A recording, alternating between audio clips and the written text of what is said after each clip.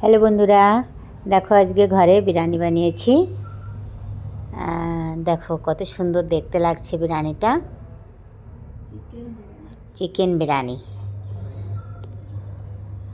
দেখো দেখতে কত সুন্দর লাগছে, আর ভাতগুলো দেখো কত ঝুরঝুরে হয়েছে, আর দেখতেও কত সুন্দর লাগছে। আজকে 1.5 মাস পরে কিন্তু ঘরে চিকেন বানিয়েছি। দেখো আমার ভিডিওগুলো যদি ভালো লাগে সবাই একটু লাইক করবে, শেয়ার করবে, সাবস্ক্রাইব করবে। সবাই ভালো থাকবে, সুস্থ থাকবে। সবাইকে অনেক অনেক ধন্যবাদ।